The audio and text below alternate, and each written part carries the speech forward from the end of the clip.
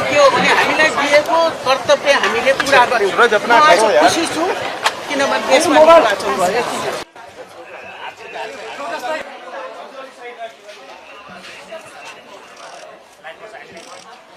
अहिलेसम्म ठिक छ।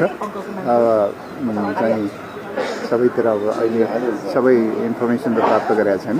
अहिलेसम्म शान्ति स्वरूप छ र हामी हजुर चाहिँ जनताले विश्वास गरेर हामी जित्छौँ।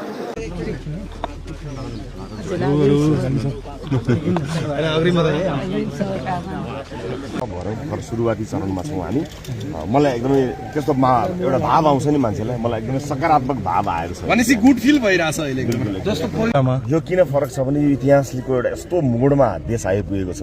विशेष गरेर कलिला भाइ बहिनीहरूले चाहिँ आफ्नो बलिदानी दिएपछिको परिवर्तनका लागि भएको निर्वाचन हो। यो एउटा दुःखद घटनाले देखाउन खोजेको एउटा सुन्दर भविष्यको चुनाव भएको हुनाले विगतका कुनै पनि चुनावभन्दा यो चुनावको महत्त्व अलिक बढी छ। त्यस कारणले अलिकति भावुक पनि भए म यो परिस्थितिलाई हेरेर। सबैलाई म यति भन्न चाहन्छु कि अब नागरिकको हातमा छ मुलुकलाई कस्तो बनाउने, कस्तो नेतृत्व छान्ने, कसलाई लिएर जाने भन्ने कुरा नागरिकको हातमा छ। राजनीतिक दलका रूपमा हामीले जे गर्नु पर्थ्यो त्यो हामीले गरिसकेका छौँ। अब नागरिकको विवेकले यो देशको भविष्य निर्धारण गर्दछ।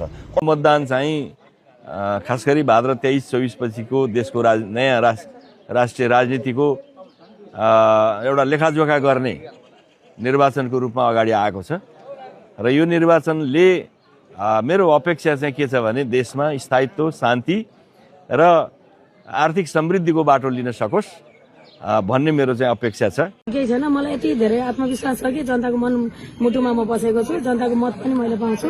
मैले केही नराम्रो काम गरेको छैन। जे गरेको छु राम्रै गरेको छु। जे गरेको छु जनताको पक्षमा गरेको छु। यो हिसाबले मैले त्यति धेरै आत्तिनु पर्ने, डराउनु पर्ने भन्ने लाग्दैन।